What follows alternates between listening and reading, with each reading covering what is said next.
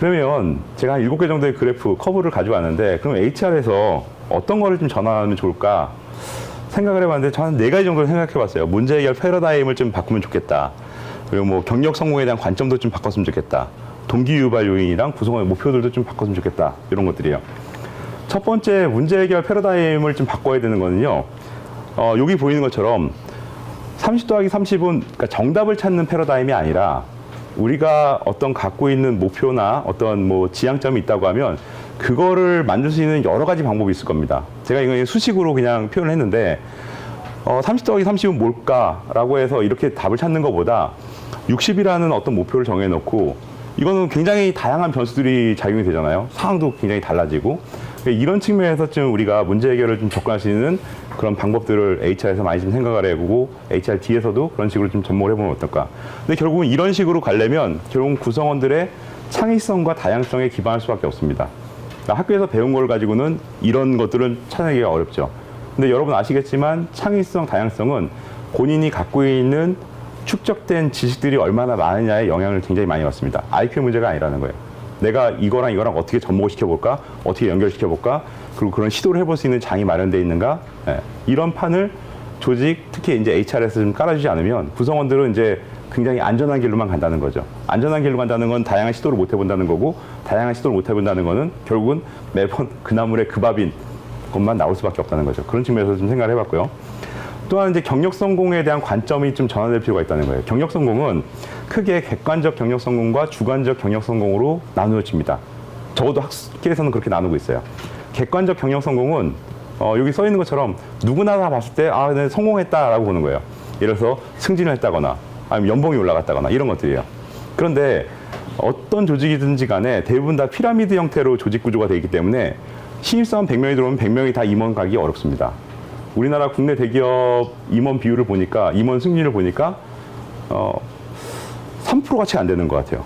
그럼 100명 들어와서 신입사원 100명 놓고 평균이겠지만 뭐 3명, 그럼 나머지 97명, 8명은 이제 뭐 하냐는 거죠. 예. 조직에서 그 사람들 다 루저로 만들 거냐? 그것도 아니잖아요. 예.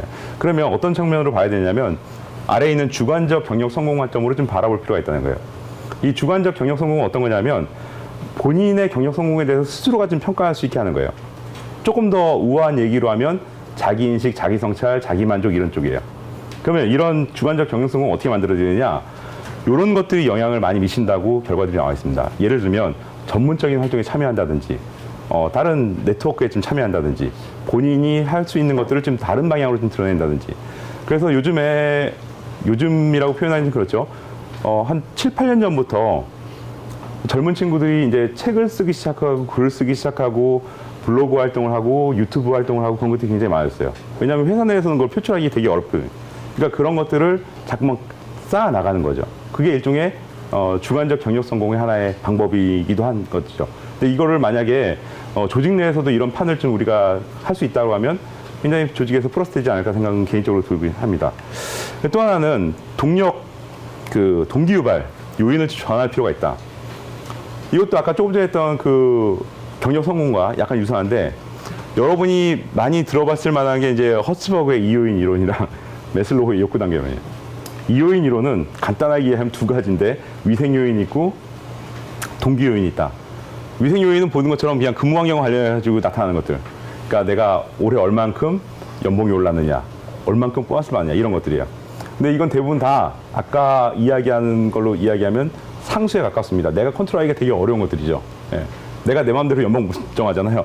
내가 내 마음대로 뭐 임금 상승을 정하지 못하잖아요. 동기 요인은 어떤 거냐면 만족과 관련된 욕구, 특히 내적 만족과 관련된 욕구들입니다. 그러니까 이런 측면에서 좀 접근을 해보고 HR에서 시스템이랑 제도랑 뭔가를 만든다고 하면 위생 요인보다는 동기 요인 쪽에도 많이 신경을 써볼 필요가 있다. 그리고 또 하나는 욕구 단계론으로 보면 5개 단계인데 여러분 많이 봤지만 생존의 욕구부터 해서 뭐 자아실현 욕구까지 있잖아요. 근데 이 매슬로우가 이야기했던 그 5개의 욕구 중에서 맨 마지막에 있는 자아실현의 욕구는요, 컨셉추얼한 얘기만 있지 구체적인 얘기는 없습니다. 그러니까 이거는 그냥 소위 말해서 아직 미지의 영역인 거예요.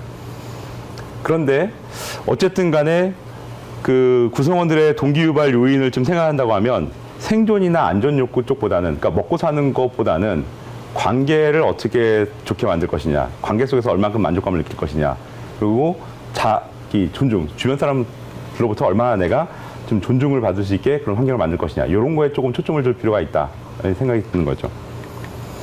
그리고 다음으로 이제 구성원의 목표를 좀 전환해봐야 되는데, 길로 따지면 두 가지 방법이 있습니다. 하나는 등로주의가 있고 하나는 등정주의가 있습니다. 산을 올라가는데 등로주의는 어떤 거냐면 길이 하나밖에 없는 거예요. 그래서 쭉 일렬로 따라가는 건데 앞 사람이 정체되어 있으면 뒷 사람 다 정체가 되는 겁니다. 예. 그러니까 이런 식으로는 실제로 조직 문화가 혹은 HR이 제대로 작동하기가 되게 어렵다는 거죠. 그래서 지금 어떤 식으로 좀 접근해야 되냐면 옆에 있는 것처럼 등로주의를 좀 전할 필요가 있다. 등로주의는 어떤 거냐면 목표를 가는 데 있어서 꼭 이 길만이 아니라 옆에 길도 있고 가다가 우회할 수 있는 길도 있고, 그래서 HR 제도 측면에서 보면은 트랙을 좀 다양하게 만들 필요가 있다. 그러니까 하나의 그냥 보직자로만 가는. 예전에 했던 게 어떤 거냐면 리더십 파이프라인이라고 많이 들어보셨죠? 예. 그럼 중간에 리더십 파이프라인을 잘 타고 가는 사람들은 상위 직급으로 직책으로 올라가는데 그 와중에서 중간에 계속 이제 옆으로 빠지는 분들이 있거든요. 이런 분들은 어떻게 할 거냐? 방치할 거냐? 방치 못 한다는 거죠. 그래서 이런 분들도 결국은 조직에서 쌓아진 경험도 있고 네트워킹도 있는데 이런 것들을 어떻게 활용할 거냐? 그거에 대한 방안을 생각해 볼 필요가 있다는 거죠. 그게 하나의 예를 들면 이제 멀티트랙으로 나와야 된다는 거죠. 투트랙만 가지고는 안 된다는 거예요. 멀티트랙이 좀 필요하지 않겠나 생각이 듭니다.